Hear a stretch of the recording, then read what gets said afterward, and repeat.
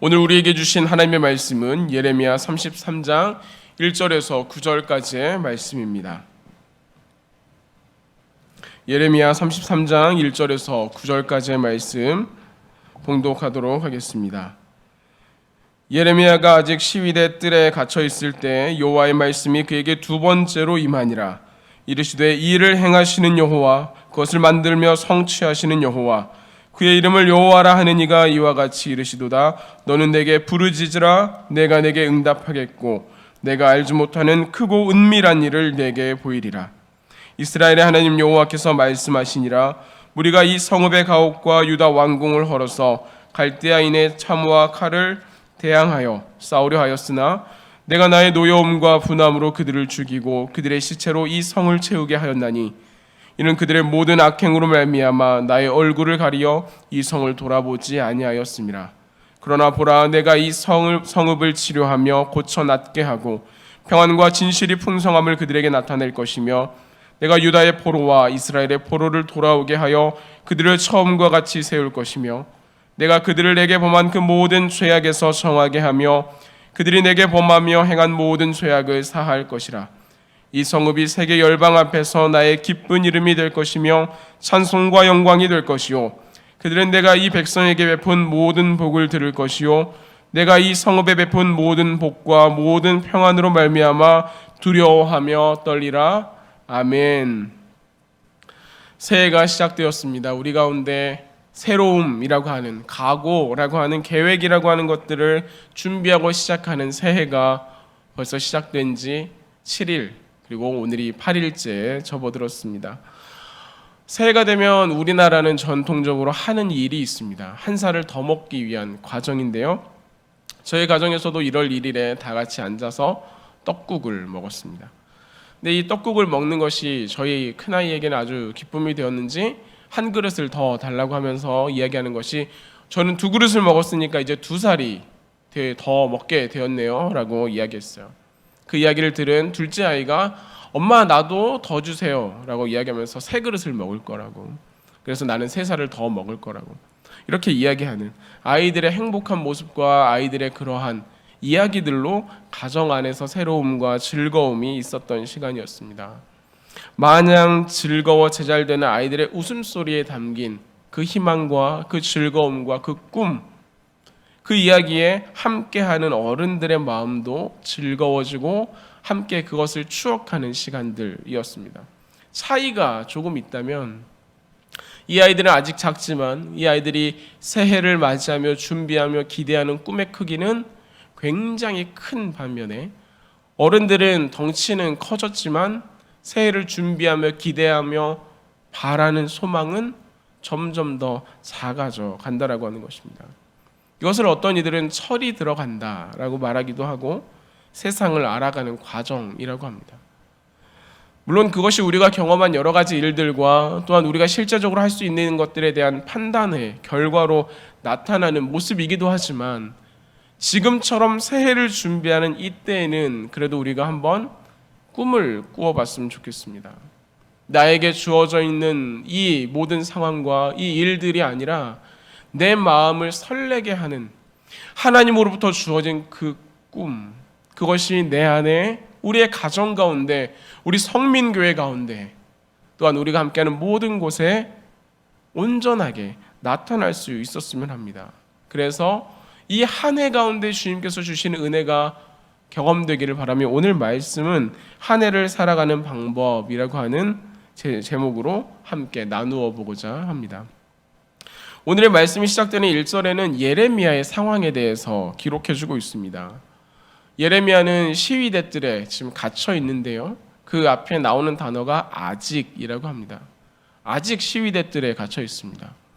그러니까 이제 무엇인가가 기대되기도 하고 지금까지 이 예레미야의 모습이 어떠했다라는 것을 판단할 수 있는 내용이기도 하죠. 이미 그 전부터 시위대들의 이 예레미야는 그 감옥에 갇혀 있는 것입니다. 이런 안타까운 상황이 성경에는 참 자주 나와요. 감옥에 갇혔던 사람들의 이야기, 감옥에서 아무것도 할 수 없었던 그들의 이야기가 성경에 표현됩니다. 꿈을 꾸던 요셉이 노예로, 그리고 죄수로 감옥에 갇혀 있었습니다. 바울과 실라도 감옥에 갇혀 있었던 일들이 있습니다. 다니엘과 세 친구도 살아났으니 망정이 이제 풀무불이라고 하는 그곳은 처형 틀 아니었습니까?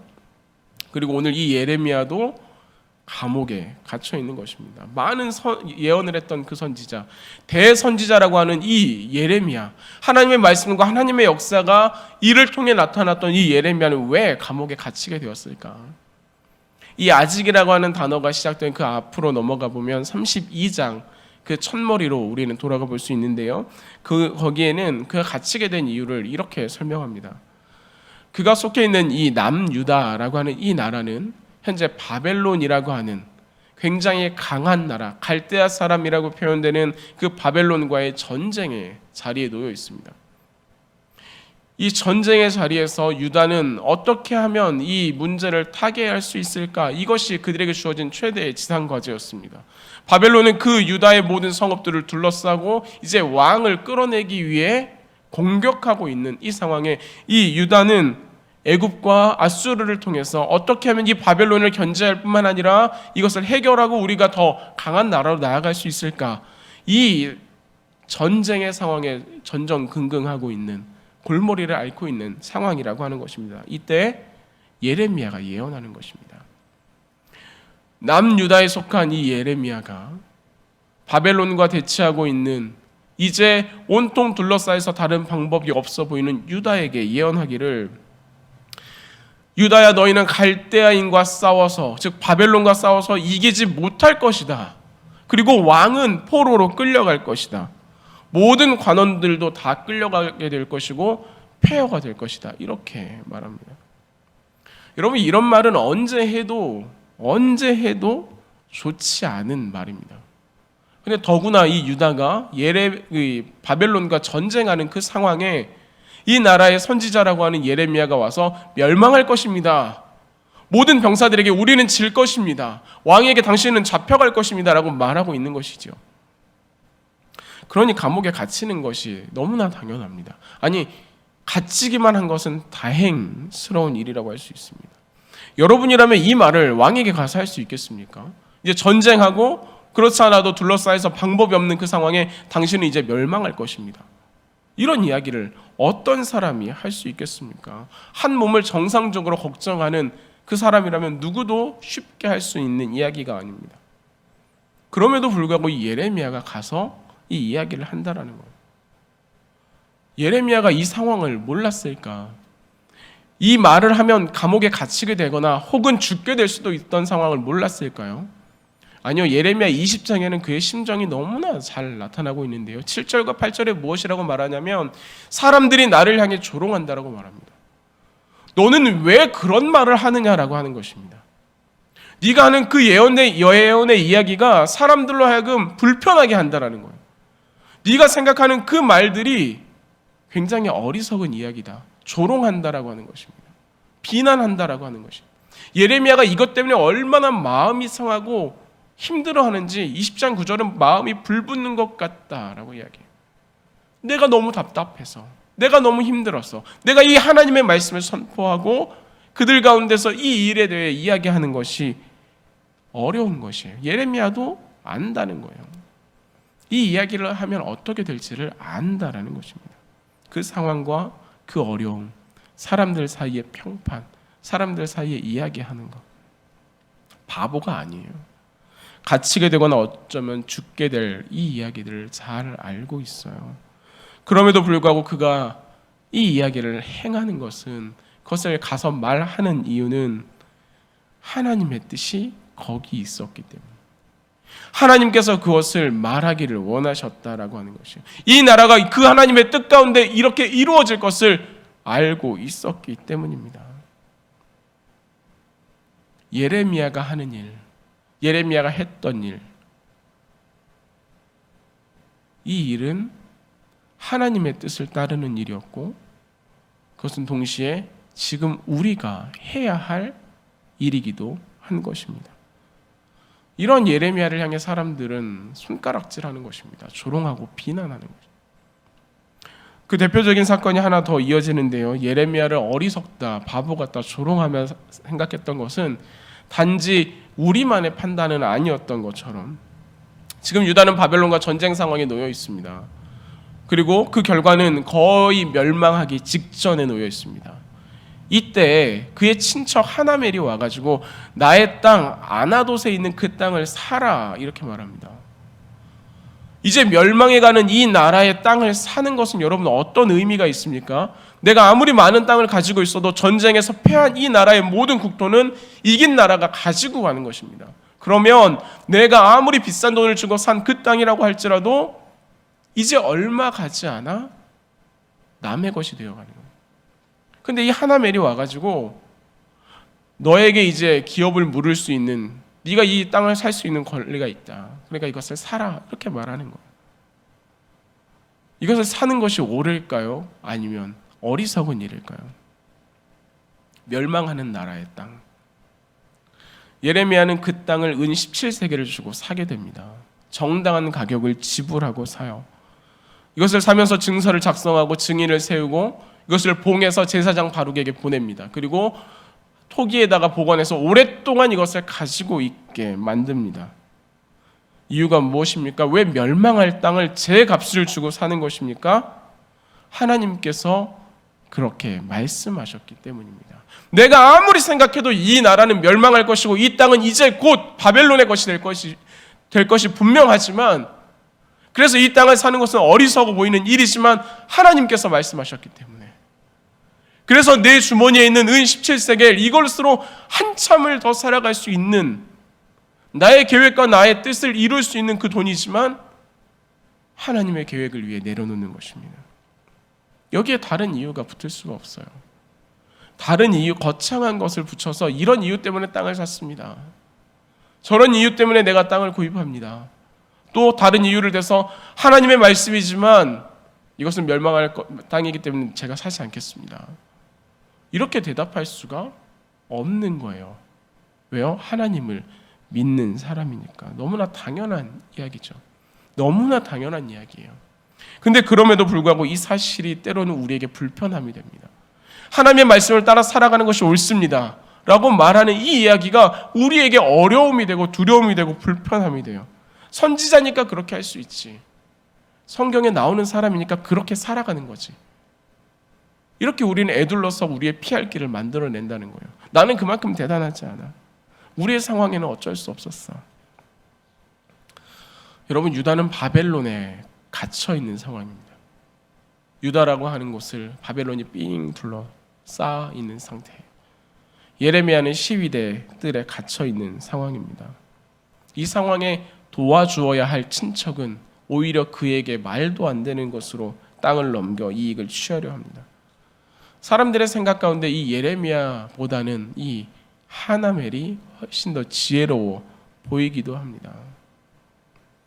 그럼에도 불구하고 예레미야가 밭을 산 이유는 그 자리에 하나님의 약속이 있었기 때문입니다.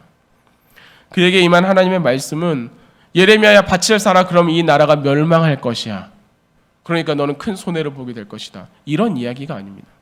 이런 이야기는 누가 했냐면 옆에 있는 사람들, 예레미야의 주변에 있는 사람들이 할 법한 이야기입니다. 그 땅을 사는 것은 어리석은 일이야. 이 나라는 이제 멸망할 거야. 아무런 소망이 없어. 하나님의 나라, 하나님의 도성, 하나님의 예배, 성전이 있는 이 땅이지만 멸망하는 나라의 땅을 사는 것은 어리석은 일이야. 지혜가 필요해. 경험이 필요해. 네가 아직 잘 모르는 거야. 주변에서 할 법한 이야기 아니겠습니까? 그러나 하나님의 약속은 그것에 있는 것이 아니라 다시 사고 그것을 통해 회복할 것을 약속하는 것입니다. 지금은 멸망하는 듯이 보이지만 하나님의 계획은 다시 이곳을 돌이킬 것이기 때문에 그때를 위하여 아브라함이 막벨라굴을 돈을 주고 산 것처럼, 그래서 그의 소유로 삼고 그의 가문의 매장지로 삼은 것처럼, 예레미야야 너는 이 멸망해가는 이 유다 땅의 아나돗이라고 하는 그 땅을 제 값을 주고 사라. 그리하면 하나님이 이 땅을 회복시킬 것인데 그때 분명히 너의 소유가 될 수 있다 라고 말하는 거예요. 그러니 예레미야가 이 땅을 사는 것은 어리석은 일을 자초해서 하는 것이 아니라 하나님의 회복의 약속을 믿고 나아가는 믿음의 걸음이라고 하는 것입니다. 우리가 살아가는 삶의 모습은 어쩌면 옥에 갇힌 감옥에 있는 예레미야의 삶과 크게 다르지 않아 보일 때가 있습니다. 붙잡을 것도 의지할 것도 없어서 불안하고 두렵고 걱정스럽고, 내가 걷는 이 길이 맞는 건지 잘못된 것은 아닌지, 하나님을 따라 살아가는 것이 너무나 어리석고 말도 안 되는 일은 아닌지, 눈앞이 깜깜한 것은 아닌지, 그렇게 해서 내가 손을 뻗어볼 만한 사람은 하나멜과 같이 나에게 말도 안 되는 일로 오히려 피해를 주려고 하는 사람들밖에 없어서 어떻게 해도 답이 없는 막막한 그런 절망 가운데 우리가 있을 수도 있습니다. 그러나 그런 때에도 우리가 붙잡아야 할, 그런 때에도 우리가 기억하고 의지하고 나아가야 할 올 한 해를, 아니 우리의 삶을 살아가는 삶의 기준과 방향과 목표는 보이는 어떤 것이 아니라 우리가 가지고 있는, 우리가 붙들고 있는 하나님의 약속의 그 말씀과 이 약속 가운데 나타나는 회복의 소망이라고 하는 것입니다. 하나님의 말씀을 붙들고 나아가라. 내가 회복하는 것을 너희가 보게 될 것이다. 지난 수요일 폭설이라고 할 만큼 많은 눈이 내렸습니다. 교회 앞에도 얼마나 많은 눈이 내렸던지, 사람들이 버스에서 내려서 저 신동 아파트 쪽으로 올라가는 데에는 버스를 밀고 나아가는, 사람들이 오히려 버스를 밀어야 하는 상황도 있었고, 방배역에서 예술의 전당 쪽으로 올라가는 그 오르막, 그 길에는 차들이 올라가지 못해서 다 사당 방면으로 차를 돌렸습니다. 어떤 전도사님은 이 앞에서 차를 돌리는 데만 1시간이 걸렸다라고 이야기도 했어요. 이 교회 앞에, 이 횡단보도 앞에서도 얼마나 많은 사고가 있었던지 차들은 서로 빵빵대기에 여념이 없었습니다. 구름다리로 올라가는 차들은 오히려 뒤로 밀려 내려오는 것들도 있었습니다. 한참이 지나고 신호등이 바뀌어도 차가 한 발도 나아가지 못하는, 차가 가득히 도로에 있지만 사람들이 그 사이를 지나가도 전혀 위험하지 않을 그런 상황이 수요일 날 이 땅 가운데 펼쳐졌다라고 하는 것이, 저기 어디 고속도로나 88 또 아니면 외곽도로가 아니라 우리 눈앞에, 우리 가까이에 그 일들이 벌어졌습니다. 그 시간은 굉장히 오랫동안 그들 가운데 정체함으로, 머물므로, 어떻게 할 수 없음으로 주어져 있었던 것입니다. 그러나 그 복잡한 중에도 사람들이 기다릴 수 있었습니다. 기다릴 수밖에 없지, 내가 어떻게 할 수 없잖아라고 하는 그런 이유 때문이 아니라 이해할 수 있었기 때문에, 왜 차들이 가지 않는지를 이들도 충분히 알 수 있었기 때문에, 또한 조금 지나면 구청에서 온 제설차가 여기에 염화칼륨도 뿌리고 눈도 치워서 우리가 갈 수 있게 될 것이라는 것을 알았기 때문입니다.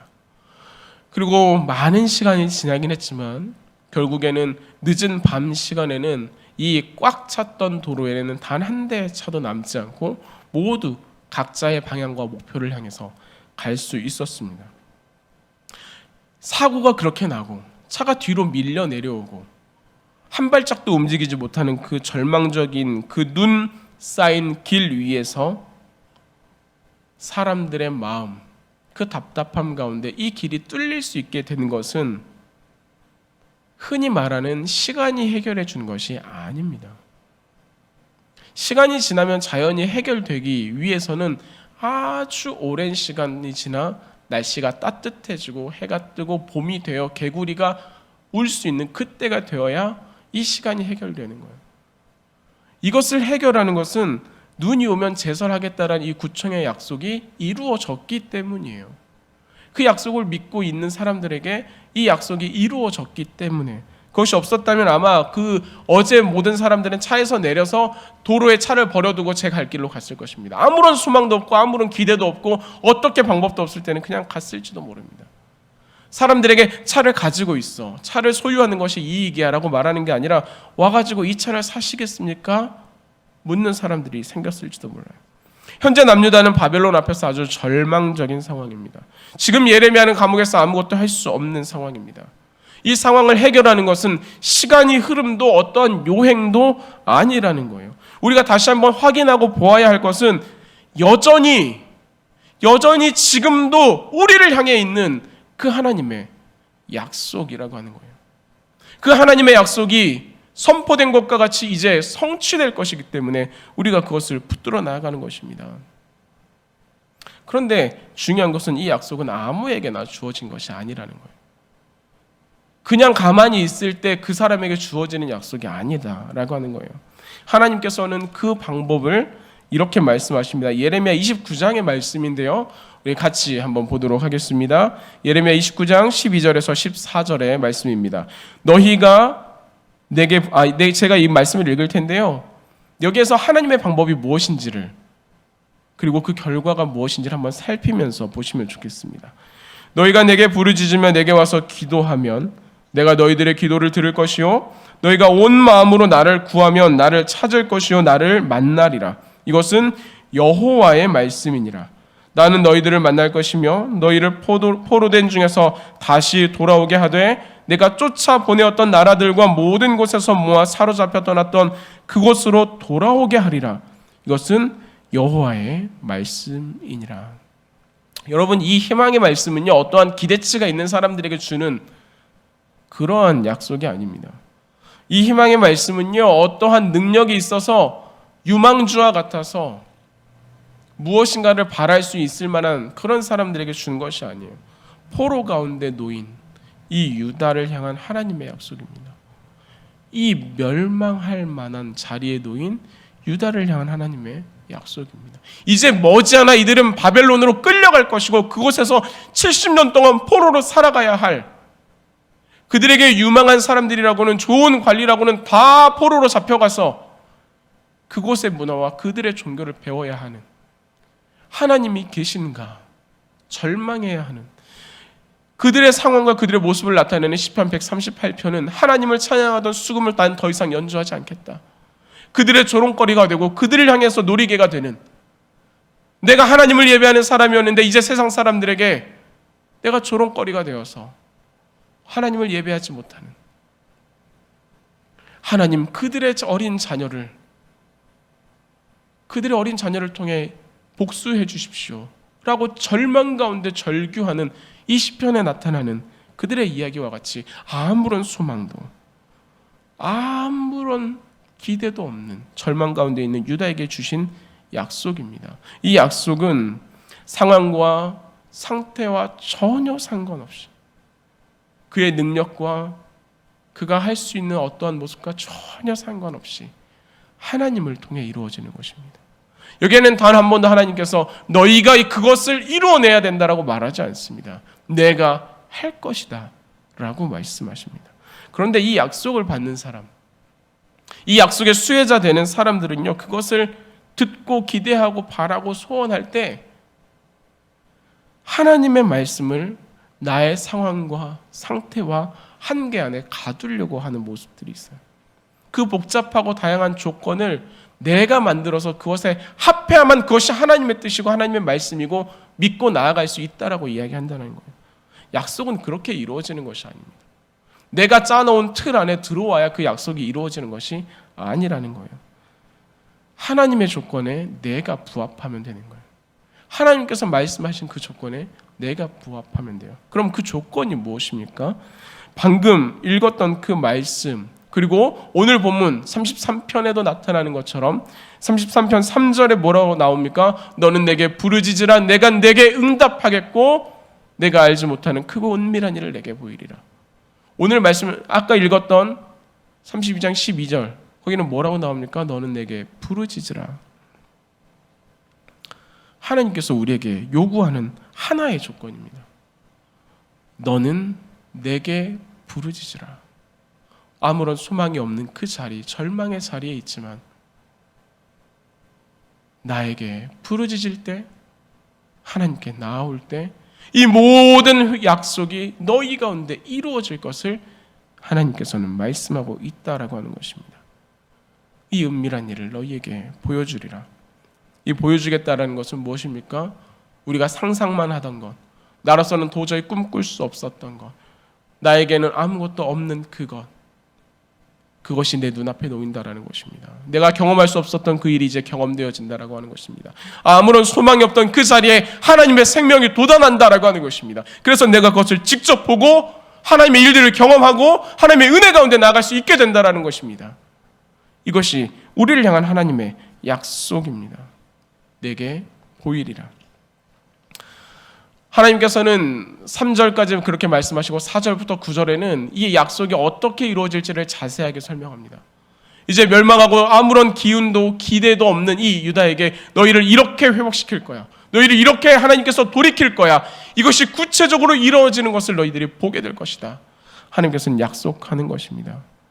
어려움 가운데 살아가는 그 모든 유다의 백성에게, 어떻게 살 수 있을까를 고민하는 그 유다의 백성에게, 어려움 가운데 살아가는 우리에게 어떻게 하면 오늘을 살아갈 수 있을까, 살 수 있을까를 갈망하는 우리에게 말입니다. 그래서 하나님께서 우리에게 부르짖으라고 하는 거예요. 그래서 하나님께서 우리에게 부르짖으라고 하는 거예요. 이 약속의 수혜자가 되게 하기 위해서. 너는 내게 부르짖으라, 내가 내게 응답하리라. 하나님의 약속입니다. 감옥에 갇혀 있는 것이 문제입니까? 아까 우리가 나눴던 것처럼 요셉도 바울도 실라도 그랬습니다. 나의 형편과 처지가 좋지 않고 사람들의 평판이 나빠서 그것이 문제입니까? 여러분, 다윗은 한 나라의 왕이었지만 가정에서도 인정받지 못하는 그런 사람이었습니다. 아모스 선지자는 그 산에 있는 목자 중 한 사람, 드고아의 목자가 그를 설명하는 모든 표현의 전부입니다. 그러나 하나님께서 그를 붙들어 가실 때, 그 하나님을 의지해 나아갈 때 하나님께서 그를 인도하셨고 붙드셨고 회복의 은혜를 주셨다는 거예요. 그 하나님이 어떤 분입니까? 33장 2절은 이를 행하시는 여호와, 그것을 만들어 성취하시는 여호와, 그 이름을 여호와라 하시는 분이라고 말합니다.